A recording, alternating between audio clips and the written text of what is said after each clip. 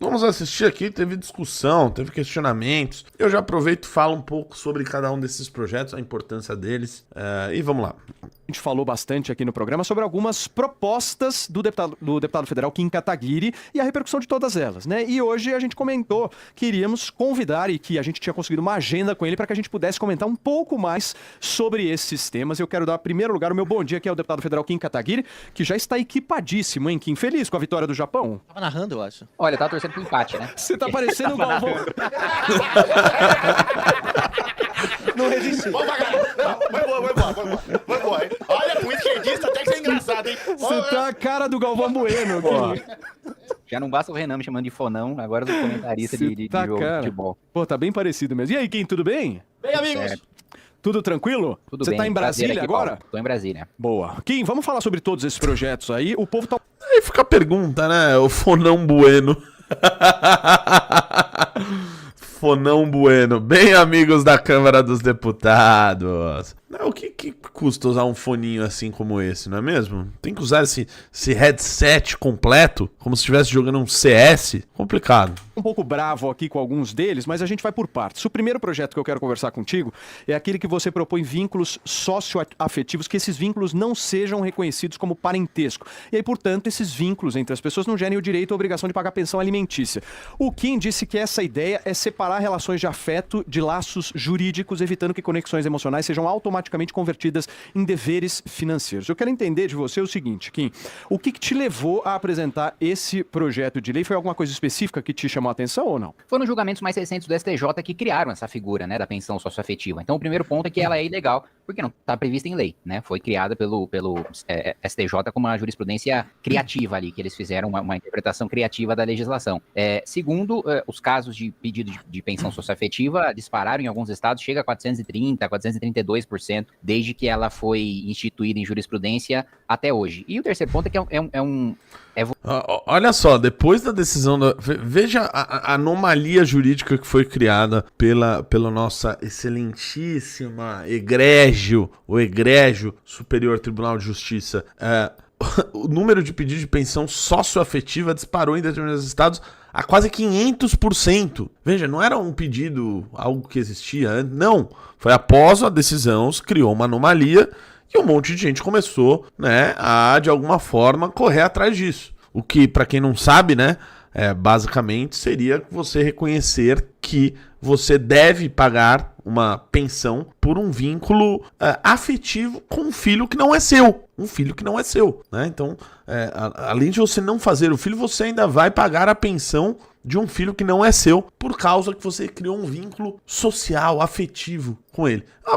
Pelo amor de Deus, né? Uma coisa patética. E, enfim, o Kim propôs essa discussão aí para acabar com essa patifaria. Você engessar e tornar as relações humanas, principalmente as íntimas, uma disputa jurídica. É causar um mal social, é causar um dano pro tecido social muito grande. Então, recebi muitas mensagens de mães solteiras falando, olha, não consigo mais me relacionar porque o cara tem medo de depois a justiça dizer que ele precisa pagar pensão. Quando o responsável é o pai, né? Quem deve sustentar os filhos são os pais. E quando há um casamento, quando o padrasto, né, ou a madrasta se comprometem a ter um relacionamento ali documentado de sustentar e de, portanto, dever alimentos àqueles filhos, aí sim você pode estabelecer esse vínculo. Agora, deixar para a subjetividade do judiciário decidir, caso a caso, aquele que pode ser equiparado a pai ou pode ser equiparado à mãe, com base em critérios que nem na lei estão, isso eu acho bastante complicado. Sim. Daí, em razão dessas decisões, que eu decidi apresentar esse projeto. Pediu, Reis. Então, basicamente... E quem aqui já levanta um ponto também importante, né? Também importante.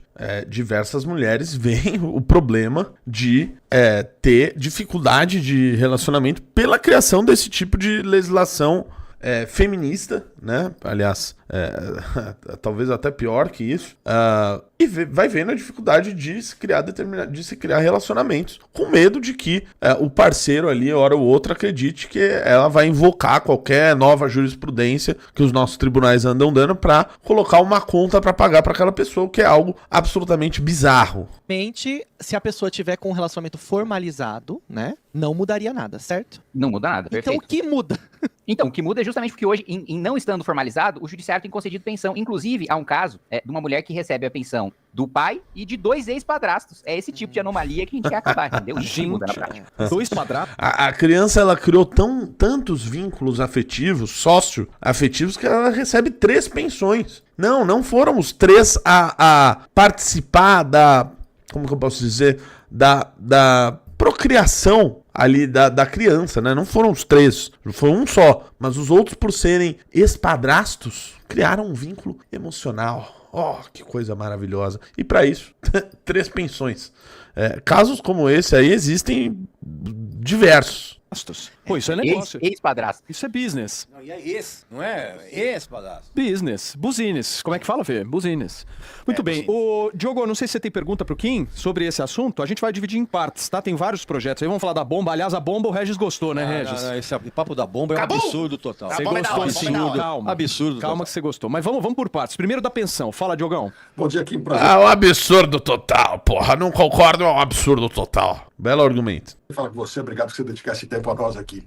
Mas você não acha que justamente cada caso é um caso e que uma lei ela generaliza como se todos fossem idênticos e nunca vai ser resolvido de uma maneira única? Não, na realidade, primeiro, não dá pra gente deixar para uma subjetividade de uma jurisprudência vacilante decidir casos concretos. A decisão em casos concretos, A subjetividade de uma jurisprudência vacilante. né, a lei ela não é nada mais do que um quadro em que dentro daqueles limites, de acordo com o caso concreto, o juiz pode dar a sua decisão, pintar ali de acordo com a realidade. Agora, a questão é que hoje a gente não tem quadro nenhum, a gente tem um nível de subjetividade infinito, porque não existe baliza para esse tipo de decisão. E o segundo ponto é de que eu sinceramente não vejo nenhum caso concreto plausível, razoável, em que você deixa o juiz analisar uma relação afetiva entre um padrasto ou uma madrasta e o seu afilhado para depois decidir se vai ter pensão ou não ter pensão. Eu tenho com muita segurança na minha cabeça que, primeiro, os principais responsáveis são os pais, né? Então, quem é responsável por pagar a pensão é o pai biológico daquela criança. E se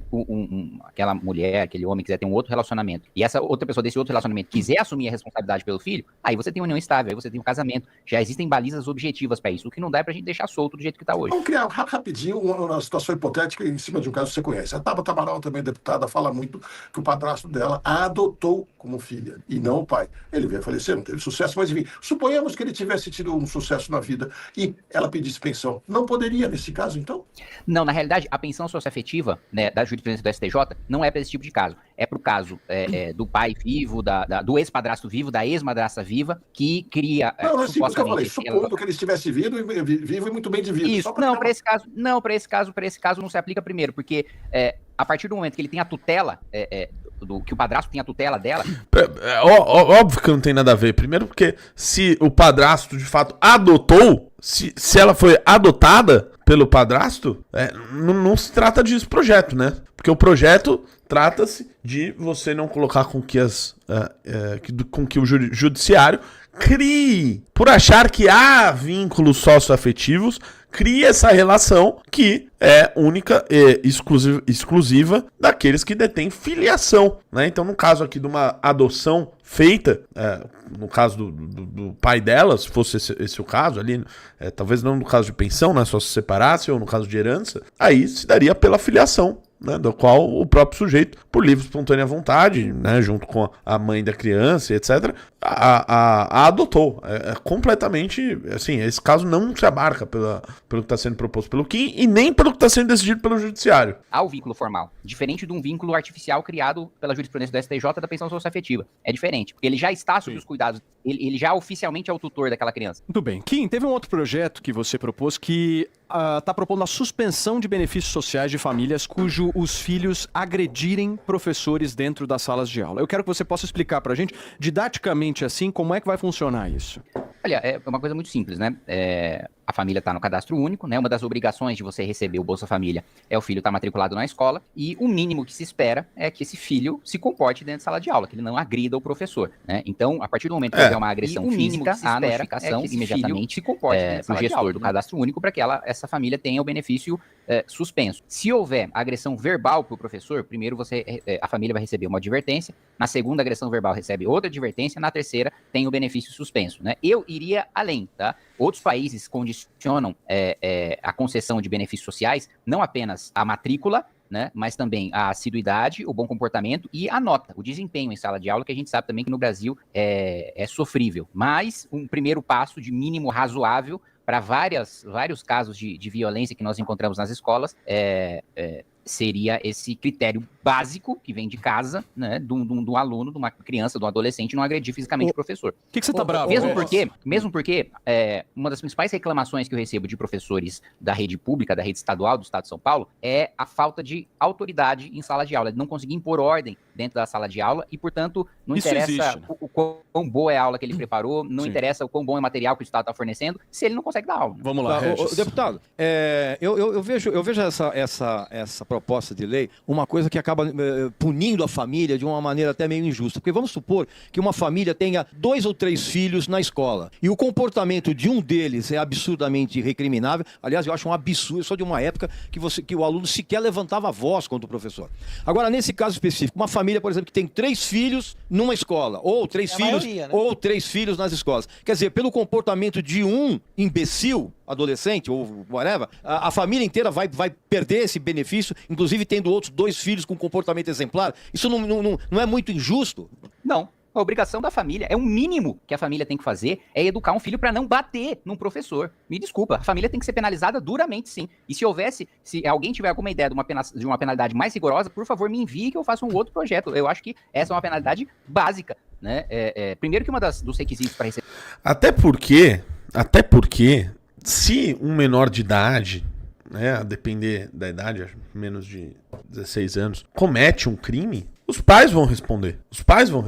E nesse caso aqui tá mexendo no bolso, né? Me parece um motivo bastante razoável para se dar um mínimo de educação para os seus filhos, né? O programa é frequentar, né, a escola, estar matriculado. O mínimo do mínimo é que a família dê educação para que o filho não bata no professor. Eu não tô nem falando da educação, que eu também considero mínima básica, do aluno prestar atenção na aula, do aluno não ficar conversa paralela na sala de aula, do aluno ter boas notas, que para mim também seria o básico. Eu tô falando de você educar um filho para não bater numa pessoa. Desculpa, uma família que não tem esse nível de educação em casa para que o filho não bata numa pessoa, não pode receber dinheiro Ô, público. deputado, a gente sabe que as pessoas que utilizam do Bolsa Família são famílias com vulnerabilidade social altíssima, e que muitas das vezes precisam de acessos muito mais importantes, como, por exemplo, melhorar a própria educação das escolas, melhorar a saúde, acesso à creche. Às vezes é uma mãe solteira que tem vários filhos e que mal consegue trabalhar porque não tem uma creche ou um serviço de saúde adequado na sua região. Quais são os seus projetos nessas outras áreas? Porque eu imagino que punir pode ser um lado, mas o que a gente tem que fazer? Talvez a gente tenha que melhorar também a saúde, a educação, a creche.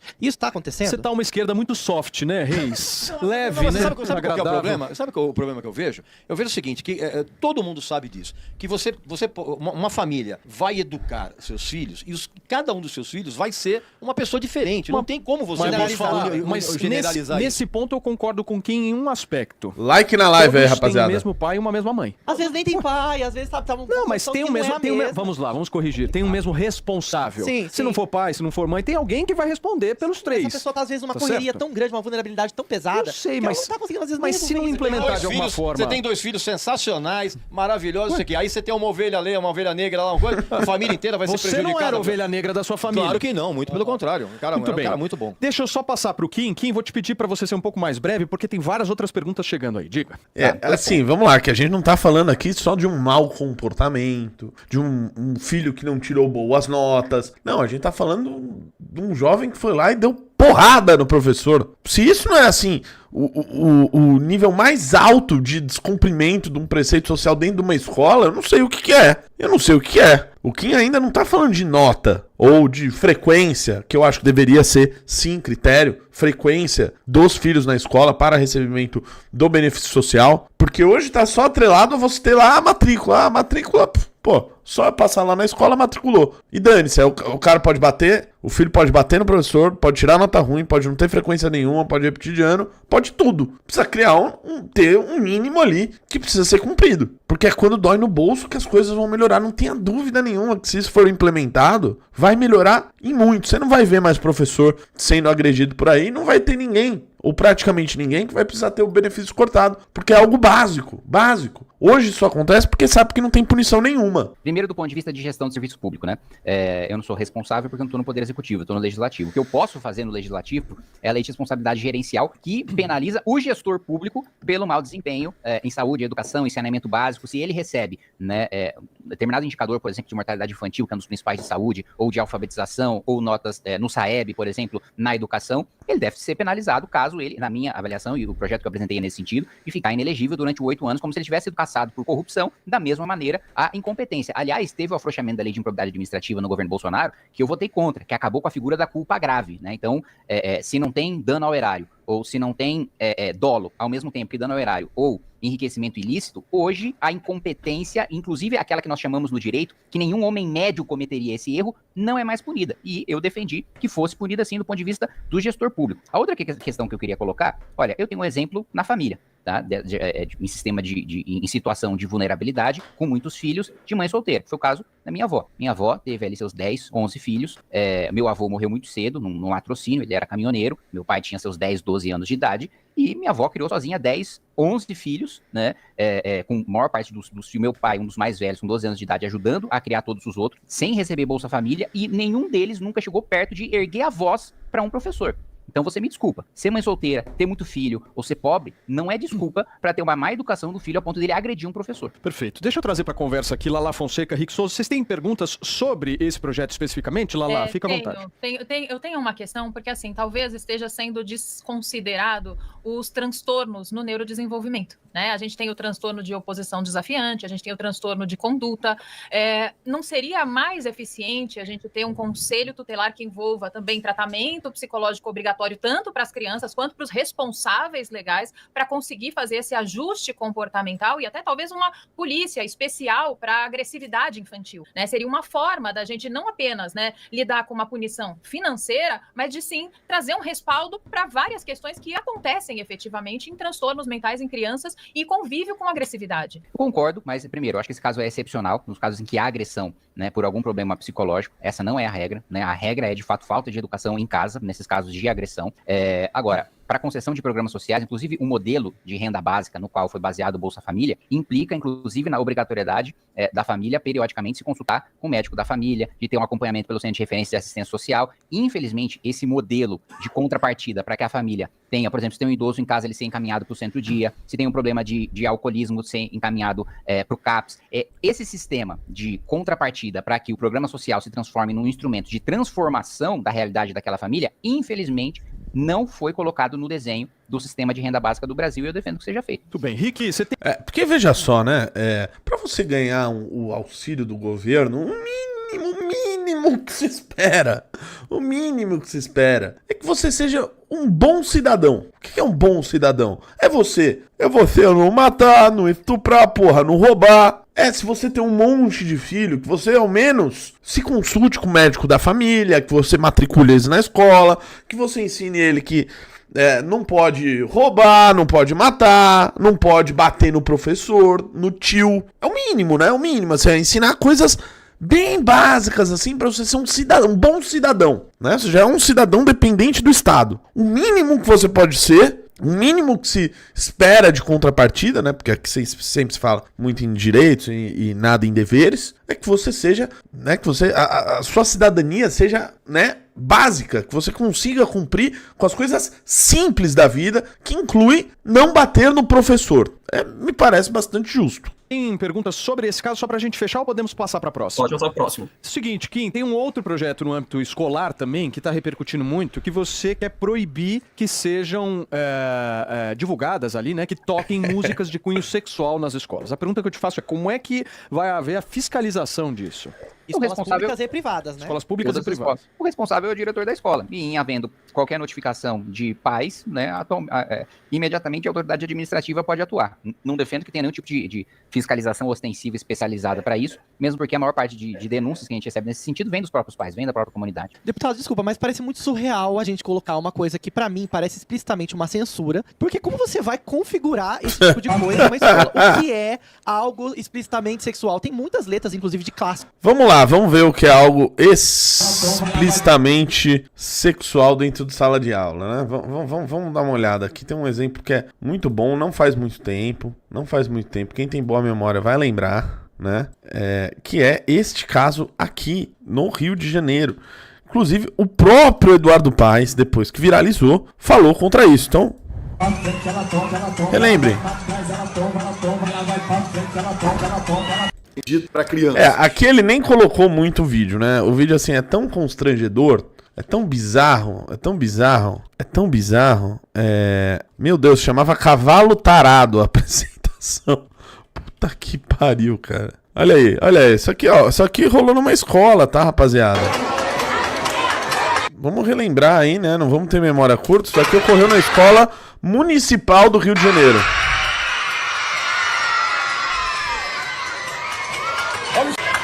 Tem mulher vem galopando, que o cavalo tá chamando. Mulher vem galopando, Pelo amor de Deus, cara. Pelo amor de Deus, cara.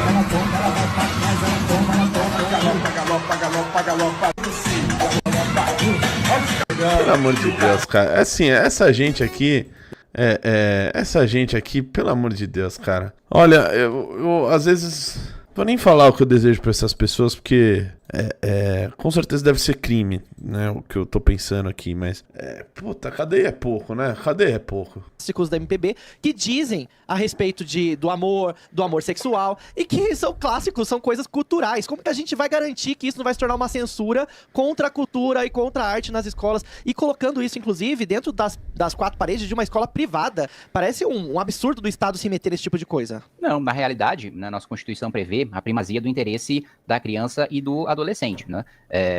Uma escola privada não pode dar acesso a nenhuma criança a algo que possa colocar em risco a sua saúde mental ou que possa comprometer o seu desenvolvimento, né? A escola privada não é um estado privado com as suas leis próprias, né? Existe o interesse e a defesa do direito de qualquer criança e adolescente que independe do instituto privado da escola e, por vezes, até da própria tutela dos pais, né? Um pai não pode causar uma lesão grave para um filho sob a justificativa de que é o seu filho e ele faz o que bem entender com ele. Daí, sem dúvida nenhuma, tende a haver uma atuação estatal. E em relação à sua preocupação, primeiro ponto, a gente está falando de pornografia explícita. É isso que diz o texto da lei, não é sobre todo conteúdo sexual ou amoroso, nem nada do tipo. E do segundo ponto, eu acredito também na razoabilidade das... É contra o Cavalo Tarado, que teve lá no Rio de Janeiro. Sabe o Cavalo Tarado, essa merda que eu mostrei aqui? É contra esse tipo de coisa. É só você não fazer isso, porra! Decisões que vão ser tomadas com base nessa legislação de não impedir o estudo de nenhuma música que esteja lá por uma razão puramente acadêmica. Não é disso que se trata a legislação. São casos patentes, são casos evidentes, né, de músicas que não tem a menor compatibilidade com o ambiente escolar, que não é que ela está sendo dada dentro da sala de aula, mas muitas vezes tocada no intervalo para uma criança que está no ensino infantil escutar sobre novinha sentando no colo de alguém. Aí você me desculpa, mas não há adequação em relação a isso. Ô deputado, eu particularmente eu sou absolutamente contra o Estado determinar o que as pessoas devem ouvir ou não. Agora, no caso específico das crianças... vamos lá. Eu vejo isso uma ingerência um pouco absurda, porque seria muito mais fácil se fazer um tipo de controle em relação ao fato de uma canção explícita, e eu detesto esse tipo de música, seria muito mais fácil fazer um tipo de controle do quão essas canções sofrem algum tipo de radiodifusão. Não tem uma classificação etária. Então, pois botar agora você botar na escola gente patrulhando o que a criança deve ouvir ou não. Mas não foi isso que eu disse. O que eu disse logo no começo, não vai ter ninguém patrulhando nada. Foi o que eu deixei claro no começo. São notificações, então? São notificações dos próprios pais, que eles vão fazer pro diretor da escola e o diretor vai tomar as providências necessárias. Não precisa ter um fiscal público lá dentro. Mas, deputado, os pais não é assim, porque hoje não há essa crianças. vedação.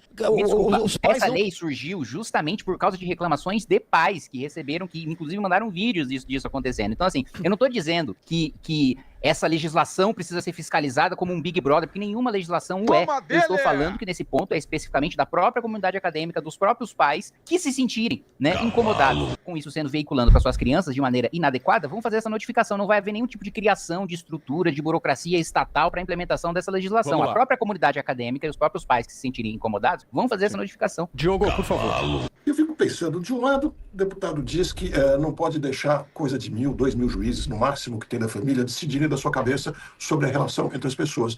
De repente, faz uma lei que transfere a 400.000 diretores de escolas públicas decidirem quais músicas são pornográficas, são ofensivas ou não. Eu fico pensando, então, Rita Lee tem músicas que não poderão ser tocadas? Como é que fica essa decisão? Me parece completamente sem sentido, sem lógica de resolver. Uma lei para todo o país querendo unificar isso, certo? Uma lei para todo o país? Desculpa, você queria uma lei como? Uma lei por município sobre isso? Pode falar, Kim. Olha, pra ser muito sincero com você, se a gente estivesse numa sociedade saudável, né, isso seria tão óbvio, mas tão evidente, que nem precisaria de legislação para isso. Mas, infelizmente, está numa sociedade tão doente, tão deficiente, a ponto de músicas pornográficas serem colocadas para crianças. E veja, não há, é falsa a simetria que você coloca sobre a lei em relação à pensão socioafetiva, né, e essa questão dos diretores de escola. Porque a minha preocupação da lei de pensão socioafetiva é, primeiro, a decisão ilegal, sem respaldo em legislação, né? O problema é não ter limite nenhum, baliza nenhuma, desenho legal nenhum para que é justamente o contrário do que ele disse, né? Você não tá dando o poder a 1.200, não, o juiz. Você está estabelecendo limite. As decisões sejam tomadas. Não é se a decisão é ilegal, tem que atacar a decisão e não uma nova lei. Tem que proibir esse tipo de decisão. Fiscal de Caixa d'Água mandou R$7. Reage ao vídeo do Bafomé de hoje, ele passou de todos os limites. E até porque custou tudo pra mim. Tá bom. Se bater a audiência aí, tem que bater 1.000 pessoas, vai. 800, vai. Like na live, não custa nada pra você, custou absolutamente tudo pra mim. Avisa todo mundo aí, joga a live aí no WhatsApp, no Instagram, sei lá, no X, em todo lugar, avisa que estamos online e que hoje tem muita coisa aqui pra falar. A nova lei ataca a ilegalidade de jurisprudência legal, né? Mesmo porque a jurisprudência não vincula a atividade legislativa. Toda atividade legislativa tem presunção de constitucionalidade, né? E eu digo que é ilegal, né, do sentido de que não há lei positivando aquele entendimento. Mas a jurisprudência, ela pode ser criada em vácuo de legislação e também ter presunção de legalidade, né? Quando eu digo que é ilegal, eu digo que ela não está positivada e que, por isso, há um nível de arbitrariedade em que o juiz, sem nenhuma baliza legal, pode tomar sua decisão. Esse é o meu ponto. Que é diferente do outro ponto em que eu crio uma baliza muito objetiva em relação à pornografia explícita para crianças. Essa baliza, na verdade, ela vai ser completamente deturpada porque os pais vão ficar fazendo denúncias de coisas absolutamente ridículas, tipo, olha, meu filho não pode ser submetido a uma aula onde a escola está colocando o cara para ser o Ney Mato Grosso dos secos e molhados. Isso para mim é pornografia. Você entende? Essa baliza do que é pornografia... Vai da cabeça dos pais, dos diretores. Vai da cabeça dos pais, cara. Isso vai gerar todo um processo burocrático, até a escola explicar que secos e molhados... Hoje os pais já podem fazer isso, né? Não é a mesma coisa que Oruan. Pô, isso é uma burocracia... Por que você fica vermelho quando você discorda de alguém? Mexeu com música, mexeu com o resto. Não, eu sou vermelho, tá explodindo aí. Não tô explodindo, não, e não é defeito do ar-condicionado aqui do estúdio, não. Só pra saber, porque eu tô num clima agradável. Eu também tô num clima agradável aqui, mas assim, essa baliza moral que as pessoas colocam aqui é uma coisa muito variável. Quem não garante, por exemplo, que uns pais evangélicos não chegam e falam, olha, meu filho está sendo submetido a umas músicas aí que não tem nada a ver, que é pornografia, aí você vai ver a música não tem nada de pornografia, isso vai gerar uma confusão. Tudo que é regulado por uma baliza moral generalizada, isso dá errado. Pode responder o Regis, Kim. Todo ordenamento jurídico de qualquer Estado democrático de direito... Sabia que ele ia pegar esse ponto, velho. Sabia. Parte de uma baliza moral que existe antes do Estado, né? Então não caia na ilusão de que a legislação ela é amoral. Existe tem um doutrinador conservador que é um dos meus preferidos, contemporâneo, que é o Roger Scruton, que ele diz o seguinte: antes da composição, antes da existência de um Estado-nação, existe uma primeira pessoa no plural que precede essas leis e essas normas. Essas leis e essas normas só fazem sentido porque usos e costumes anteriores, baseados na moral dessa população e na cultura dessa população, decidiram fazer um pacto social para transformar isso em legislação. Então, assim, não acho razoável colocar uma baliza moral. Toda legislação é baseada numa baliza moral, inclusive de sociedades diferentes com morais diferentes. Então, assim, me desculpa, eu acho que é um desconhecimento em relação à própria formação, à própria fonte do direito. Vai ficar muito solto, é isso que a gente tá falando, vai ficar solto. O pai define, o diretor define. Só que o pai vai fazer a denúncia para a escola e a escola define. Quem vai olhar o conselho tutelar? Vai olhar? O diretor Você é contra o conselho tutelar? Nando Moura mandou R$7. Só, ele não falou nada. Obrigado, porque Nando. a gente sabe que já existe um órgão brasileiro que fiscaliza crianças e adolescentes. Qual que é a sua perspectiva disso? Sim, eu tô dando mais um respaldo pro conselho tutelar agir. E aí, meus caros, a entrevista não parou por aí, né? O nosso Paulo Matias aqui, ele colocou em dois tempos. A entrevista vai seguir. E a gente vai reagir, porque essa parte aqui vai falar da bomba atômica.